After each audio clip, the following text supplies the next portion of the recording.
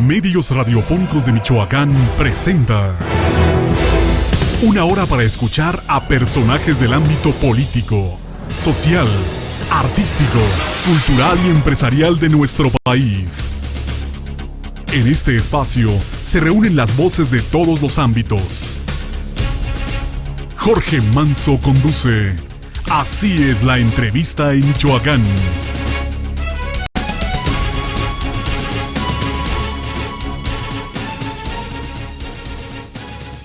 Bien, es un gusto poderles saludar. Ahora tengo la oportunidad de platicar con la señora Margarita Zavala.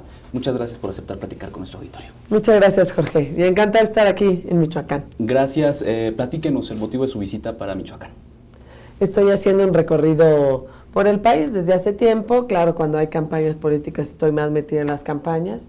Y lo que estoy buscando es precisamente un contacto con los ciudadanos en un momento muy importante del país. Es un momento de mucha decepción, de mucha incertidumbre, pero yo lo que quiero es que veamos también de la enorme esperanza que tenemos, porque me consta todo lo que el pueblo de México puede dar. Y Michoacán no es la excepción.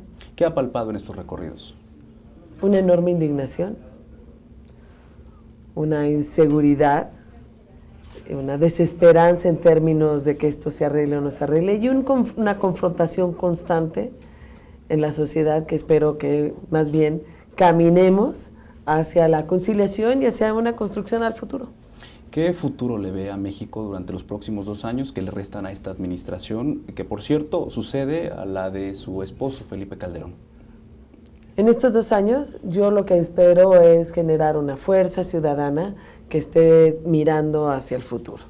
Y sí estamos ante la posibilidad clara de 2 cambios, porque la gente quiere cambiar. Entonces sí estamos frente a una posibilidad de cambio que tiene que ver con la destrucción, con la exclusión, con el atajo intelectual, con esta idea mucho más violenta de váyanse todos que llegamos otros, ese tipo de cosas, o lo que tiene que ver con una construcción a futuro, que hable de prosperidad de un país, no de cómo nos excluimos unos a otros, que hable de inclusión, que hable de suma y que por supuesto que hable de crecimiento. ¿Qué ha notado, qué ha palpado usted entre la administración en donde usted estuvo junto con su esposo, el presidente Calderón, a lo que ahora está viviendo México con el presidente Peña? Es que no hago así la comparación. Yo lo que hago es que siento de un país que lo conozco muy bien, que lo conozco porque he entrado en la política desde muy pequeña, lo conozco a través de las campañas políticas y también en mi trabajo en el sector, no solo privado, que te da menos conocimiento de un país, pero sí también del sector público. Yo fui diputada local cuando éramos oposición, diputada federal cuando estábamos en el gobierno, y con el mérito que le quieras dar, 6 años acompañando a Felipe, que me permiten ver la fuerza que tiene México y por dónde podemos caminar. Yo, más que hacer esas comparaciones, volteo a ver hacia el futuro, claro, recogiendo todas las cosas buenas que hemos hecho y que hemos trabajado y que sé que puede responder muy bien el país. ¿Esta administración cumple las expectativas, la de Peña Nieto, a las que propuso, que dijo durante su campaña? Ese es un escrutinio que debe hacer el pueblo de México. Yo sí estoy haciendo referencia al drama en el que estamos viviendo, a la enorme decepción que vivimos por muchas razones, que no solo tienen que ver con una persona, pero también a la gran fuerza que tenemos, que si nos organizamos cambiamos bien las cosas. Durante la administración del presidente Calderón hubo problemas que hoy se han agudizado, el de la seguridad, por ejemplo, uno de los que más han golpeado a la sociedad. Siguió la misma estrategia, la de enviar fuerzas federales a los municipios, a las zonas en conflicto. ¿Cuál es la estrategia que debe ser la efectiva para atacar este problema? Hoy el de la inseguridad es uno, pero también el de la economía, que también está tambaleando, y otros tantos que están pues, acechando a la sociedad, Margarita. Sí, no es, digamos, no puedo yo decirte qué haría más adelante, pues legalmente no lo podría hacer, pero qué haríamos ahorita o qué debiéramos hacer ahorita, y que no lo quiero hacer en términos de crítica, sino realmente en lo que debemos hacer. Al tema de seguridad se le enfrenta y se le enfrenta con valor. Y se le enfrenta sabiendo que uno tiene fuerza pública y el derecho a usarla y que tiene que ser respetando los derechos humanos, pero y al mismo tiempo fortaleciendo las propias instituciones. Se le enfrenta también generando un tejido social que permita ser una red suficiente para que la sociedad se sienta segura, no solo a través de la policía, sino a través de escuelas, de preparatorias y de oportunidades, y de una justicia que tiene que ver no solo con la administración de justicia, sino con servicios elementales de educación y de salud. El drama o el muro en el que nos estrellamos todos se llama corrupción, porque para que haya seguridad se requiere también una fuerza ética para que la puedas aplicar la ley. Para que haya una aplicación de la ley, un país de leyes, se requiere gobiernos eficaces, honestos, que estén sobre las cosas. La economía, por ejemplo. Hay unas partes que no crecemos, es cierto, esto me puedes decir, bueno, no estamos creciendo mucho, ojalá los gobiernos quisieran que creciéramos mucho. Sí, el tema es que tuvimos una falta de pericia a la hora de decidir un déficit público que se amplía de tal manera que, bueno, yo te veo bastante joven, pero yo te aseguro que en tu vida hasta hace 2 años empezaste a hablar de deuda y de evaluación. Y eso tiene que ver mucho con cómo nos encontró preparado el mundo.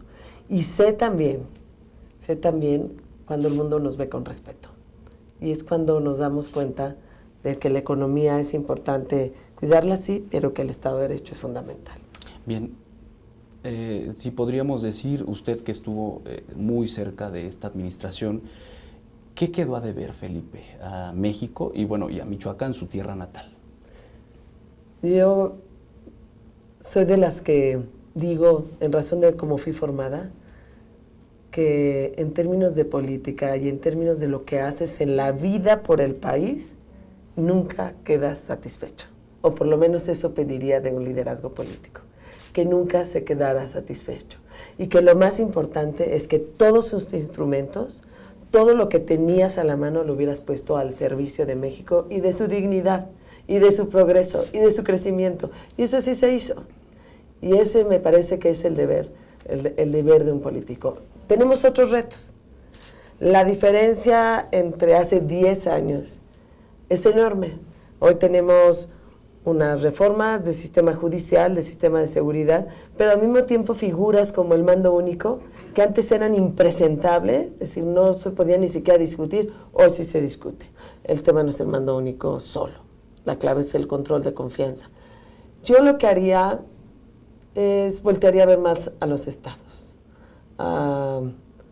Sería mucho más fuerte en el tema de control de confianza de las policías de los estados y de los municipios y de los ministerios públicos.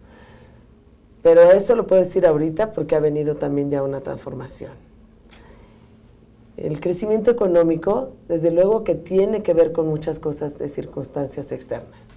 Pero si hoy te asomas a las razones por las cuales Standard & Poor's, por ejemplo, una calificadora que ve pues, la capacidad y la voluntad en términos de crédito, dice, la puedo bajar de estable a negativa, y dice claramente la debilidad en la gobernanza, la debilidad en el Estado de Derecho, la corrupción que hace pensar que esas reformas estructurales que ahora se tienen no van a lograr los beneficios de antes. Entonces son temas muy distintos y retos muy distintos, yo invito a que esos volteemos a ver.